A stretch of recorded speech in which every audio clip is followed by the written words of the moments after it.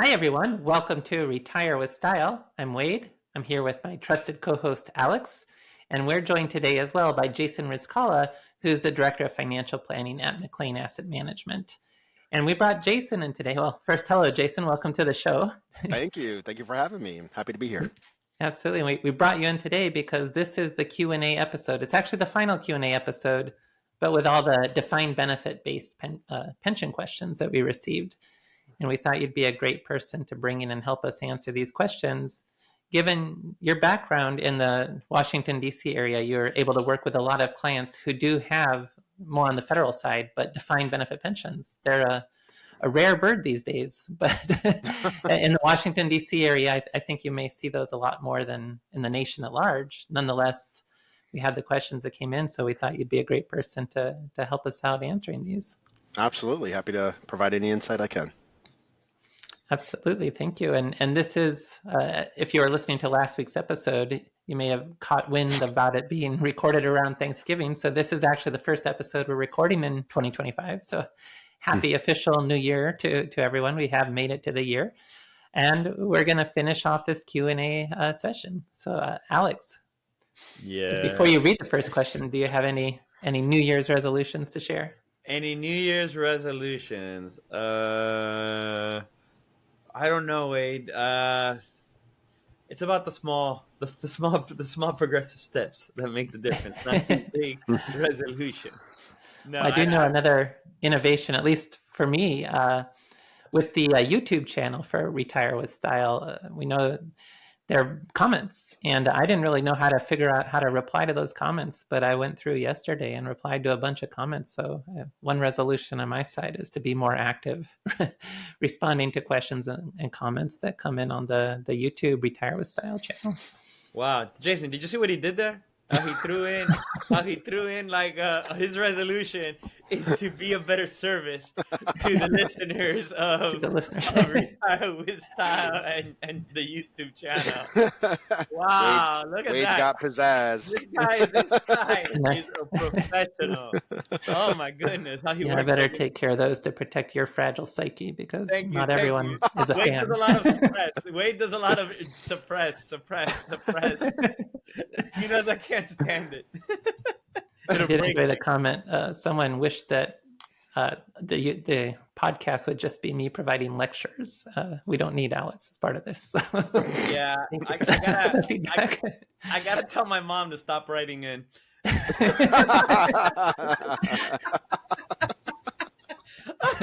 Oh god.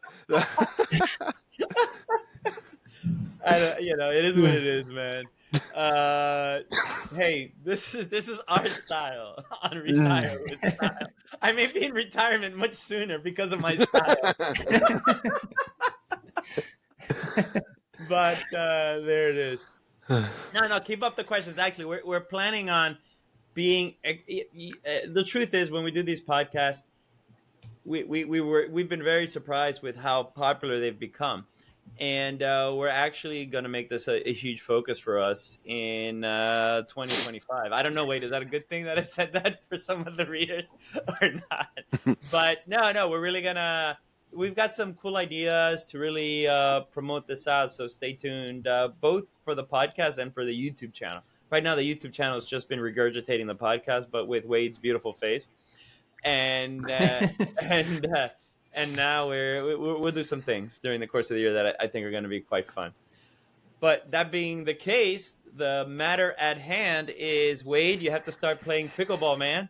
Because I still have not played. We were talking about that in the last episode. Did someone comment? And it's now freezing cold outside. So. I don't care. Dedication, my man. Dedication. They got indoor courts. Yeah, they got indoor courts. You've got they've made so many advancements now in athleisure wear that you should be fine. Warm. Yeah. And Jason, we may bring you out on some of these. So hey, I'm game. Hitting. All right. So let's go to the questions. Right. Let me pull it up since I'm. Sounds like a good idea. All right, boss. Okay, here we go. This is the question.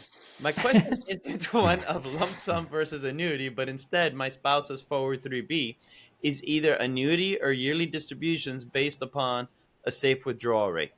I assume I can do one of these two.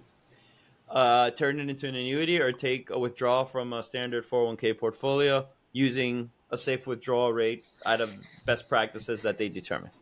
They being that person.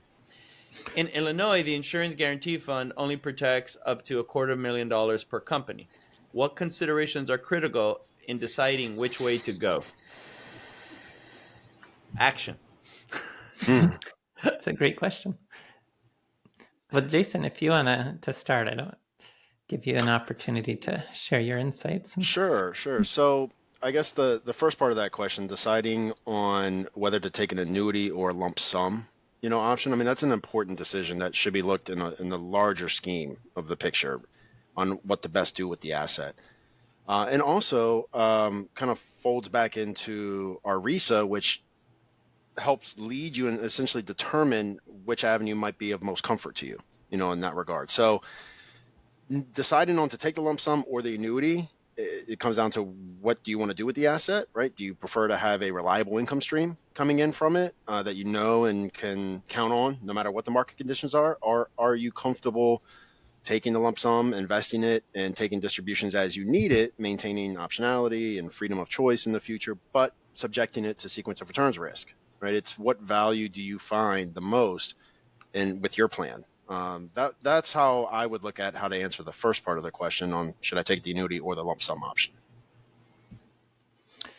And in this regard, too, when they talk about either an annuity or yearly distributions based on a safe withdrawal rate, every plan's different. Some plans will allow you to make discretionary withdrawals. I'm not sure if that's what's being described here, or maybe they even have like a managed payout fund, which is a mutual fund that actually, in addition to investing the assets, also defines a distribution to try to maintain a sustainable level of distributions throughout the retirement. So that could go either way, but it's still the same situation, though. If you're using that sort of managed payout fund that tries to provide a safe withdrawal rate in addition to the investment management, you still have the sequence of returns risk. There's no particular guarantee behind that. Mm-hmm. I think another consideration also, they mentioned the protections, afforded to annuities, in their case, $250,000 per company for the state of Illinois. I mean, if you ultimately went the annuity route, one way to help protect yourself, if that event were to occur, and the insurer becomes insolvent and therefore your annuity falls under the guarantee, is to spread out across different providers of annuities, diversify amongst insurers, and you pick up a few policies, perhaps. Maybe if you have $500,000, you pick up two $250,000 policies, or $750,000, you pick up three. That's a way to help diversify away and protect yourself, add a layer of protection in there. Mm-hmm. With different companies. Now, you probably wouldn't be able to do that inside the 403B plan because they may just have one company provider. But also related to this question in general, if you're thinking an annuity is something that you'd be interested in, you want to compare the option inside your employer plan with options you could get if you did a rollover into an IRA and then opened up to a broader universe of annuity options.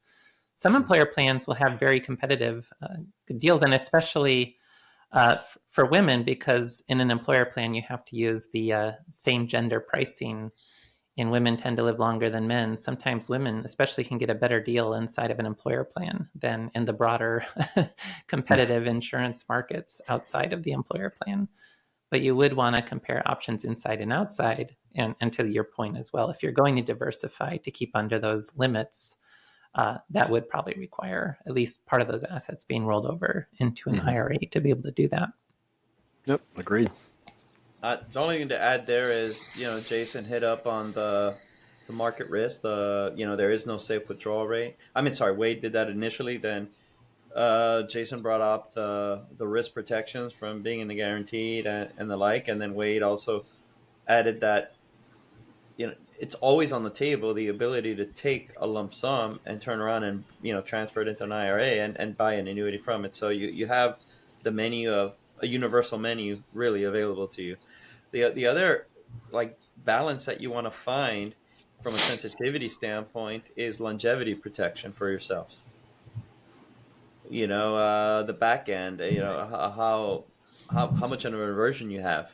to potentially running out of money, kind of thing. And so that's something that would, you would want to consider from annuity versus an investment that will be geared for a withdrawal rate strategy, regardless of what vehicle it's in. It's still going to be subject to the market variations no matter what. And then with that comes the control and flexibility around each of those positions. Which one of those do you value most? And so even going back to Jason's initial point, there's many ways to get these. None of these is more inherently better than the other. It's which one is the best fit for you. And yeah, I do feel the RISA factors really play into this really well. And if I can just add one thing, sometimes it's not all or nothing. Sometimes you're doing a combination of both. You're taking a portion out and purchasing an annuity, and the other portion can be like a bond allocation or something like that. And we'll talk about that later because that's a question that comes up towards the end. But yeah, right? It's with your concern for the longevity risk aversion. That's something with the RISA, the retirement income style awareness. If your style is income protection or risk graph, that tends to also correlate with more concern about outliving your money and everything else being the same. That can make that protected lifetime income more attractive. Yeah, and I'll say this just because Wade and I haven't spoken about this in a while, and we'll probably revisit this, the RISA and the like. If you want to learn more about it, it's our assessment tool, retirement income style awareness, in which it'll identify how you want to source retirement income based on your personal preferences. I encourage you to go to retirementresearcher.com. And within there, I'm sure there will be a link to take the RISA if you want to explore it yourself. We'll do this complimentary. So retirementresearcher.com, and there'll be a link in there for the RISA, and we'll also put it in the show notes. Okay. Let's see here. The next question. But let me do this, Wade. Even though we ordered it last, it was really more because how they came in. Since we did sort of socialize a little bit right now, real quick. If I have a government pension and Social Security, can I be more aggressive in retirement and be 100% stocks through my retirement? The secondary question to that is, can I count my pension as a bond? Alex is off the grid. We're going out of order, but yeah, absolutely. Broken arrow. Yeah, I mean, I can provide a few comments there, and then Jason, if you'd like to expand as well. But this is about when you're thinking about asset allocation. So this is a question like, should I be 100% stocks? You need to consider your risk tolerance, which is your ability to stomach short-term market volatility, and then your risk capacity, which is how much risk can you bear that without really disrupting your lifestyle? Like if there's a market downturn, would it negatively impact your standard of living in retirement? And this idea being expressed here about if I have a government pension and Social Security, and I think the kind of implied reading between the lines, this person may have enough reliable income to meet their essential expenses in retirement. So can I be more aggressive in retirement and potentially be 100% stocks throughout my retirement? And on the risk capacity side, yes, if your lifestyle is not vulnerable to a market downturn because you have all this reliable income, your capacity tells you could invest more aggressively. Now, whether you can stomach that is a separate consideration. But so me answering from the quantitative side, yes, risk capacity says you can invest more aggressively. But Jason, on the personal side or the risk tolerance side, what kind of considerations would you add there? Well, oftentimes when we come across a case where somebody does have sufficient, or sometimes in not so many cases, but more than enough reliable income to cover their essential expenses, it can afford them the ability to be more aggressive on the investment side because there's less reliance, or in some cases no reliance, on a certain rate of return and on their assets providing the spending power, throughout retirement. But just because they could, that just kind of touches on what you said, Wade. Should they? Right? There's a difference between the could and the should in this case. And I mean, nobody is going to know your own personal, how much risk you're willing to or can absorb or willing to absorb, but more than anybody else, because you've been investing your entire life and know what you can stomach and what you can't. Well, Jason, Yasue really is up to date on Wade's preferences. Right? Doesn't she know like immediately where your line is? My risk tolerance line. Yeah, yes, your risk tolerance line. Immediately, right? But yeah, so could you be 100% stock? Sure. Should you be? That's a question that it needs to be answered and determined. And I mean, we can put out all the numbers that can say, yeah, sure, you can be that way. But again, only you're going to really know. Are you going to really be able to stick with that strategy through good times and bad times? Yeah, and if you're income protection, the idea is first you build a floor of protected, reliable income, and then you invest on top of that for discretionary goals with a diversified investment portfolio. And so you can have that bifurcation in terms of, yes, I've got my expenses covered. So the even if I'm income protection, if I've got my income protected, those discretionary investment assets have the capacity to be invested, And potentially more aggressive.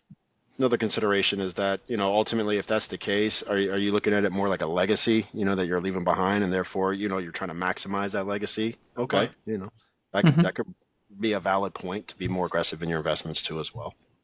Yeah. I'll flip it like this. What I don't subscribe to, I subscribe to everything you folks said right there. And what you're getting at too is the every fighter has a plan until they've been punched, kind of thing. But what I don't subscribe to is, hey, I look at this chart. None of those apply. It's just a normal person, has a $2 million portfolio, and that's it. And they're going to take distributions from that.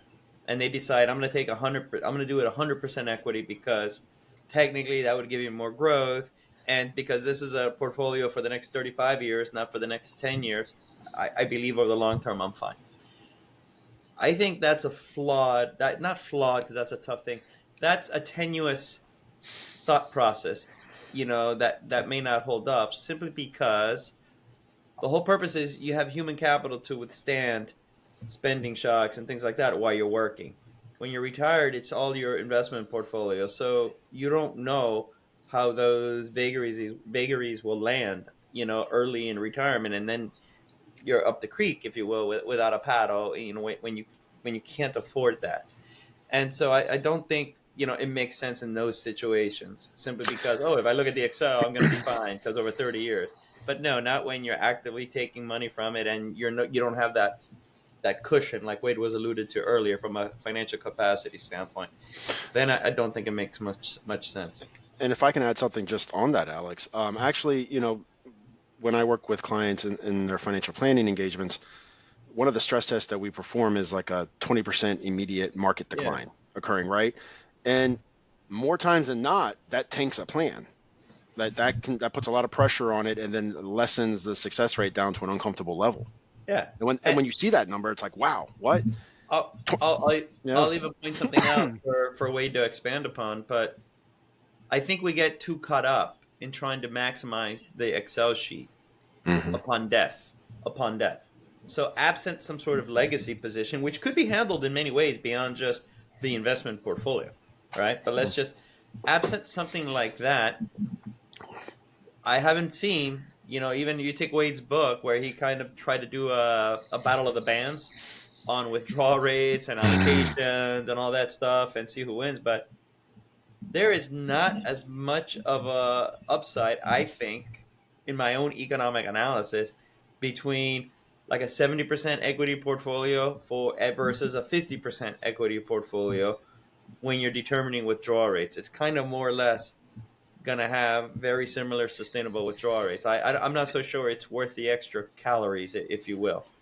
I'm saying that in a roundabout way, but Wade, what are your thoughts? Yeah, it's so in terms of the safe withdrawal rate from an investment portfolio, there's a lot of evidence indicating the asset allocation. If you're anywhere from say 35 to 80% stocks, it doesn't make a whole lot of difference. It can be a little bit less at either lower or higher stock allocations, but it's all about the upside or the legacy at that point. So you're not worse off potentially, but you could be better off with the higher stock allocation. From a legacy standpoint, but if you're worried about income and you're looking to mitigate your hassle, as you age, that kind of thing, you got to ask yourself, is the juice worth the squeeze here? Right. Yeah. legacy is not, or maximizing legacy is not a primary consideration. You may sleep better at night with the. Yeah, and I have to say, for many clients, unless you're talking with like foundations, somebody that you're talking like they're gonna, I want to say 15 million plus kind of thing, right? It's weird, but a lot of folks are just, hey, look, I'm worried about my income. Whatever's left over for the kids or another generation is gravy, but that's not the main driver. That kind of thing. That's usually what I see, what I hear. Jason, you have feet. Your feet are on the ground much more than I am at this point in our careers. You want to disabuse me of that notion, or is that on completely track? accurate? When I ask folks about their legacy plans, the vast majority of the time, it's whatever's left over. I want to get through retirement, and make sure that's successful first. Okay, so there it is. So then the follow-up to that question is, can I count my pension as a bond?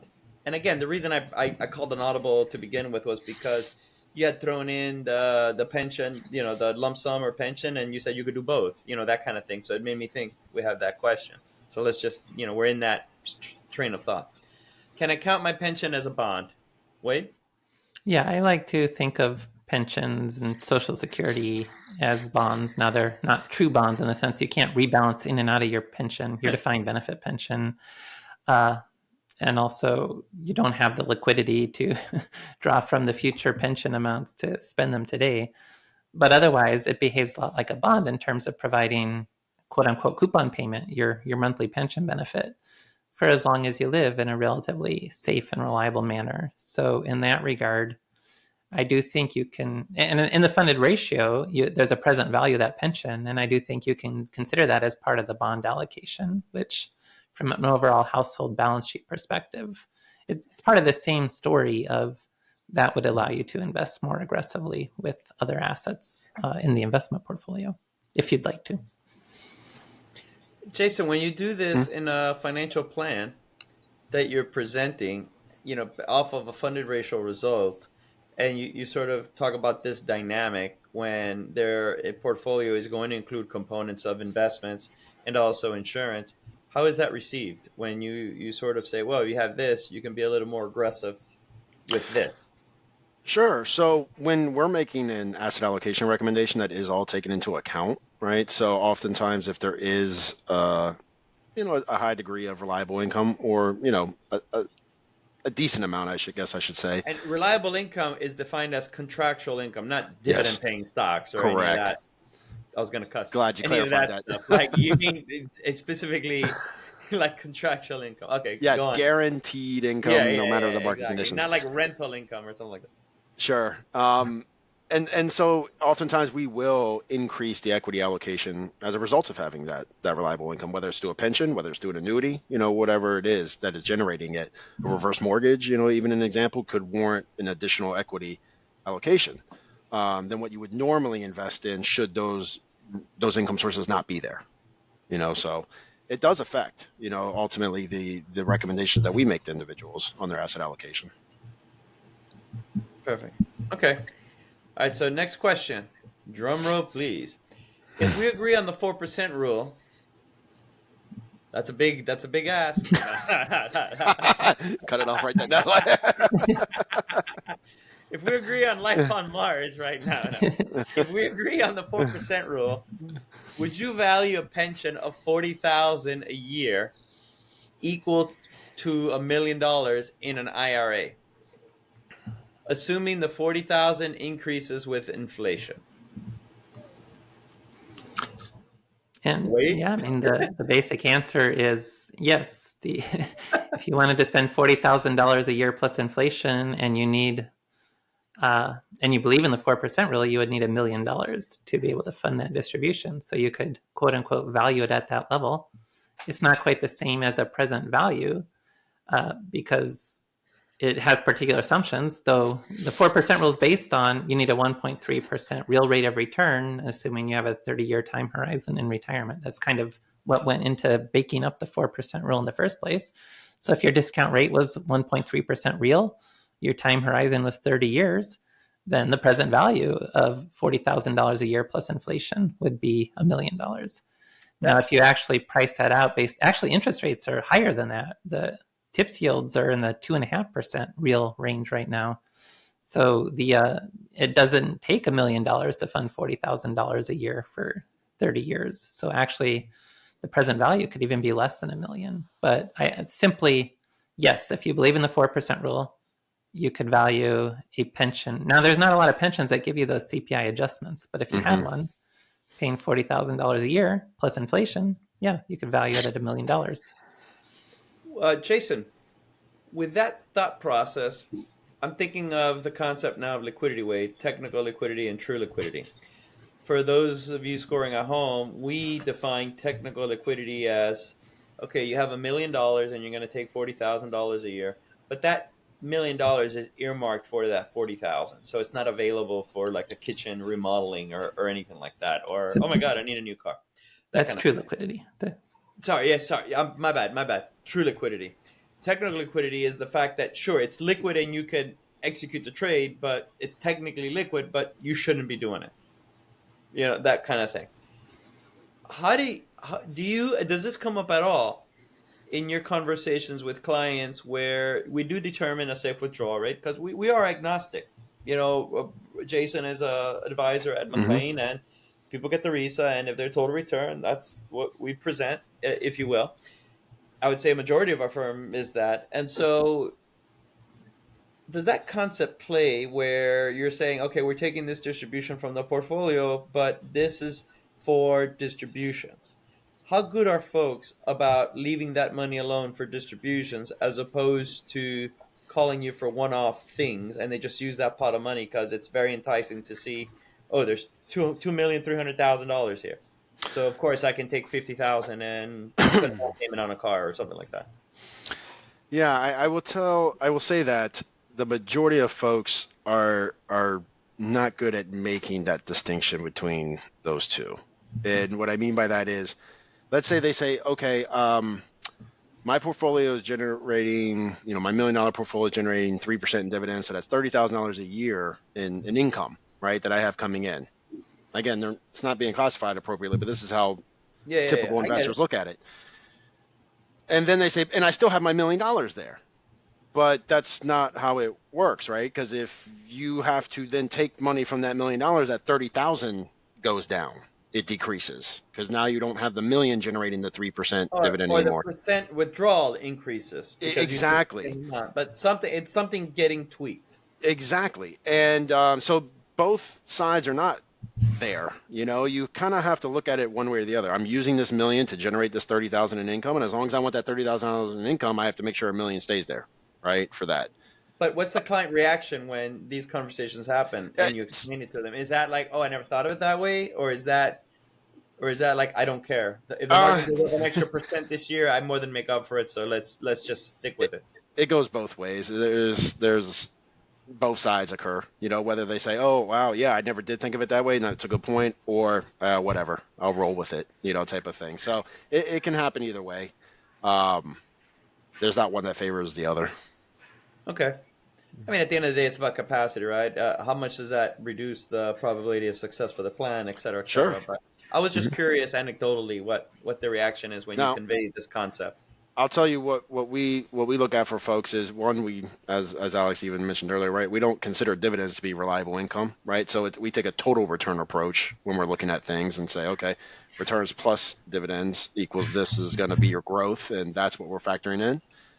And so we don't rely on dividends because they're not reliable. Yeah. Or they're more arbitrary on the company, and so it's just part of the total return. That's it, just part of the total return. Mm-hmm. It's a component. I guess better say. Okay. Wait, anything to add before the next question? No, I think we got that one covered. Excellent. All right. Are there any addition? This is a two-parter, so just bear with me. Are there any additional things to keep in mind if your pension has been taken over by the PBGC? And then there's another Pension Benefit Guarantee Corporation. There you go, Pension Benefit Guarantee Corporation. Let's answer this one, and then we'll get to the second part of that one later. Fire away, Wade. Yes, there are things to think about. You want to understand how your pension might change based on the rules that the Pension Benefit Guaranty Corporation uses. And they're the backstop too for private pensions. The employers pay into the insurance fund. And then if the employer is not able to pay the pension, it can be moved over, and the Pension Benefit Guaranty Corporation will cover up to certain levels. So, and they have a number of different rules. So different aspects, you may not have the COLA anymore. If you have a large enough pension, you may not get the full pension.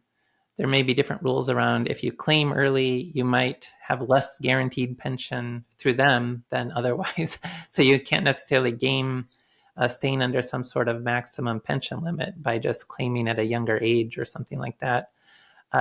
You do want to make sure that you understand fully how the Pension Benefit Guaranty Corporation understands the rules of the pension you have and what kind of benefit they would give you based on how you claim under those rules.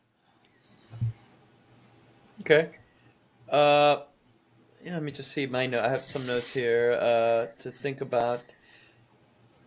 Yeah, some of the things that could be plan specific that they may not honor would be like maybe your pension had cost of living adjustments. Maybe there were early retirement subsidies. Maybe there were certain other benefits. Those things are most likely going to be out the window when they're reorg, since they're just concerned about, giving you the income, and that's that. From that standpoint. The other piece is the timing of the payments.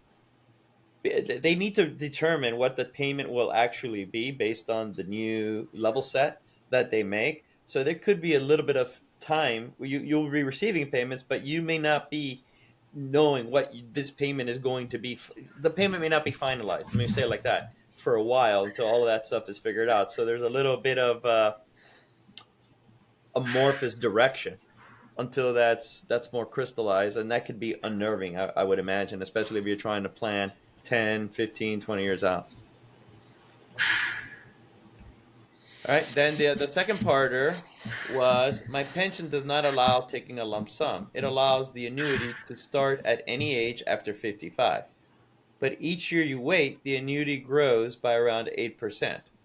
I assume then that the good option is to wait as long as possible to start the annuity, since a guaranteed 8% would be difficult to beat. Plus, that would allow me time to read Wade's book. There you go. No. What happened? It's in parentheses. It's in parentheses. What are you talking about? You need like 5 years for that thing, man. No. All right. Why don't you take it away?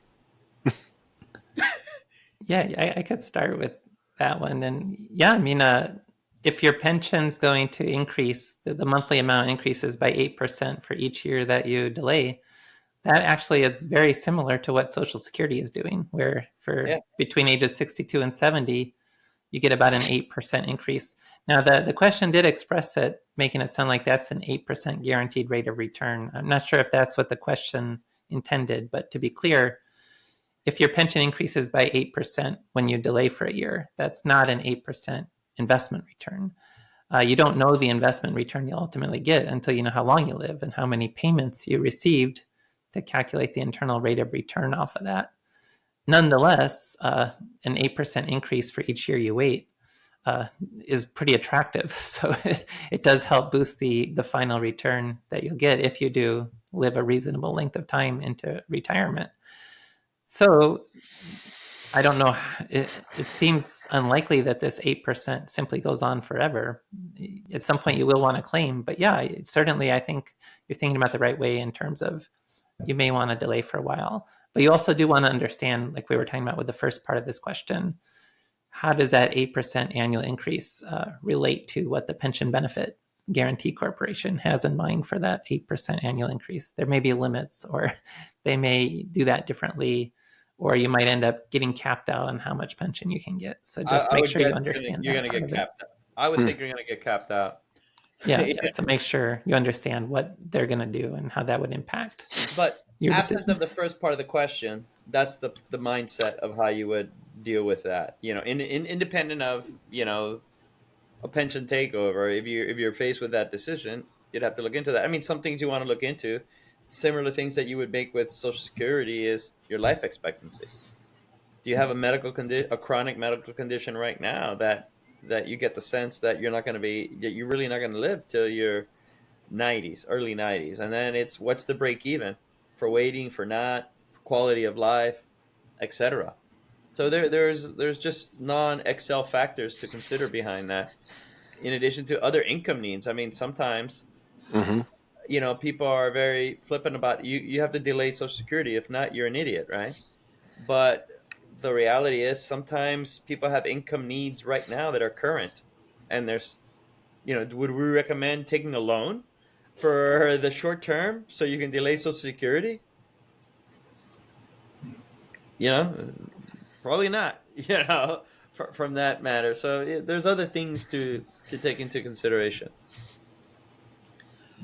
Let's see here. Thanks for the episode on pensions. Mine was frozen in 2008. I retired from that company in 2015, age 52. After this episode, I realized I should have considered the lump sum, in parentheses, $350,000. Invested it and then bought invested and then bought an annuity. While at 52, I was happy with total return.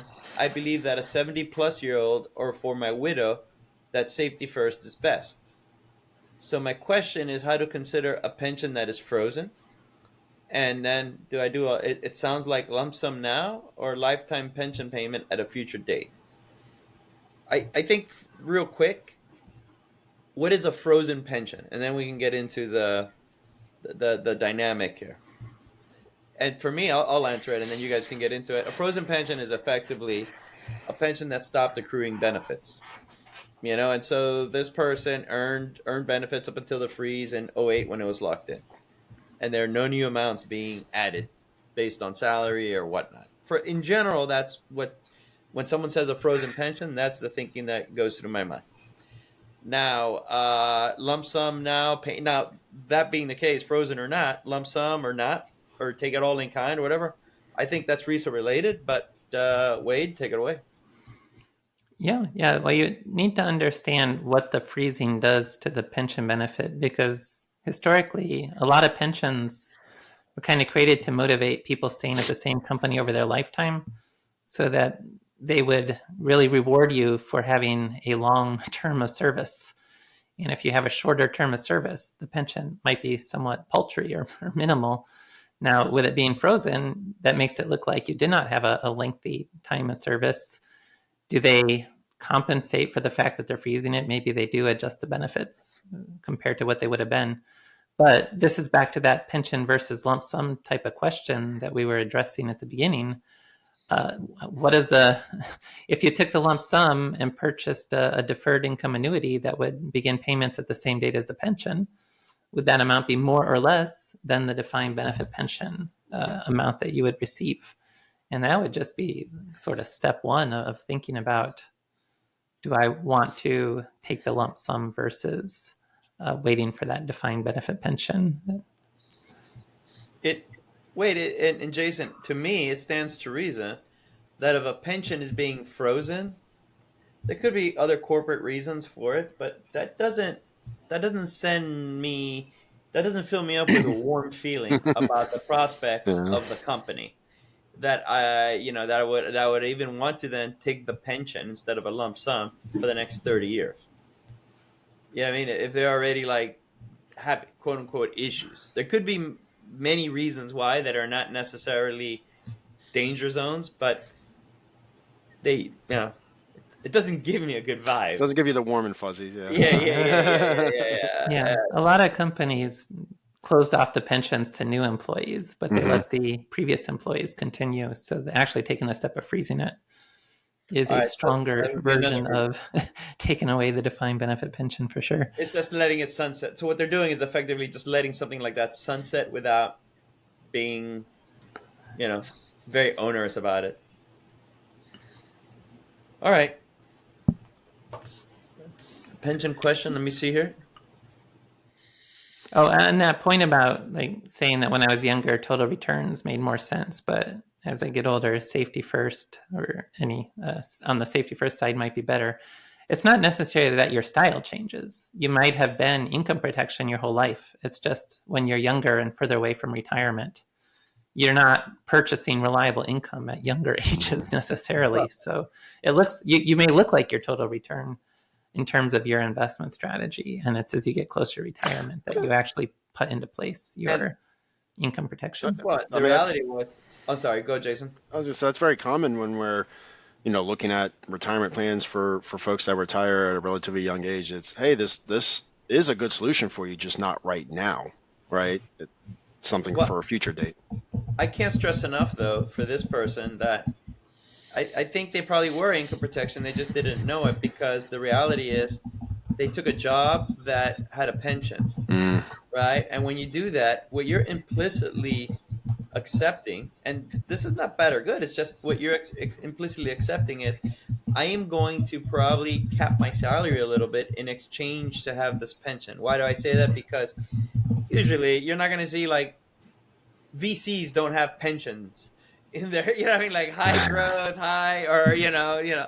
high, extremely high ceiling salaries usually don't come with a pension, if you will, because they're riskier or this or that. And so I think this person implicitly took some sort of position that you could probably earn a salary that provides a nice standard of living, but probably nothing that's, that's in the realm of craziness. Let me say it like that.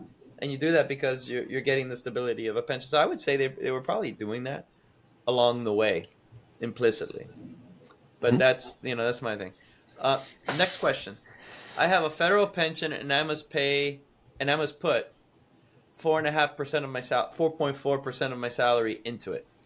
Can I count that 4.4% towards my savings rate? Why or why not? Jason? I mean, I would say yes. You can count it towards that because it is money that you are saving. I mean, you're getting paid, you're tucking it away into a savings vehicle. So, in my opinion, it can be viewed as a part of your overall savings, for that.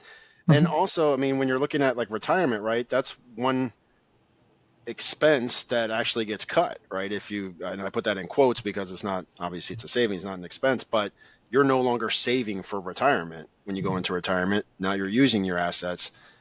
So in my opinion, it would be considered part of a savings rate. Wait. Yeah. You're building up a pension asset that will have a present value we talked about earlier in the episode. So it's an asset on your household balance sheet. There's a couple caveats. You don't have liquidity for those savings. Mm-hmm. And you'd want to consider, are you getting like a good money's worth? Like, is the pension amount consider reasonable relative to what you might obtain having invested those funds on your own? But those are minor caveats. But otherwise, yes, you're building up an asset that will support retirement expenses. So it's part of your savings. So yes, you can count that as part of your savings. And it's almost more consistent, if you will, because consistent is a tricky word. There's a benefit to having it come in the form of a pension too, as opposed to if it was just a regular savings account. So it's almost like savings plus, if you will, at least from my vantage point, absent the comparison to a market portfolio or something like that. But I think your point is true about the liquidity piece. If you're doing this while you're in, your working years, you want to make sure you're not susceptible to some sort of spending shock in which you don't have accessible cash because you just pushed all your chips into something that could potentially be illiquid, and that can turn around and bite you sometimes later on. Yeah, like if you were to only be able to save 4.4% a year of your salary, I don't know if I would put the entire amount into that pension, right? Maybe you do half of it and the other half you're saving in a different vehicle that allows you liquidity or access to it. Well, it sounds like this is required, but the required point is you would want to try to have an emergency fund or other savings beyond that amount. Which is what you're getting at, Jason, at the end of the day. So, yeah. And that's from a planning perspective. All right. If I have a government pension and Social Security. Oh, I did that. I did that one already. I teleported. Then that's it. We got all the questions. Yeah. We covered it. There we go. All right, everyone. Jason, anything to say? Or? No, I mean these are great questions. Taking a pension taking a lump sum, taking a payment, option. I mean, these are all important decisions to make. And again, I said it in the very beginning, but it's worth reiterating, is they should be made in the bigger context of your overall financial plan, right? Not a decision made in isolation in and of itself. And that way it can help lead you to what is ultimately the best decision that I'm comfortable with and that works out best for me, for what I have planned for retirement. So just keep that in mind when you're making these decisions, that you want to take a look at your big picture, when you're ultimately determining which way to go. Okay.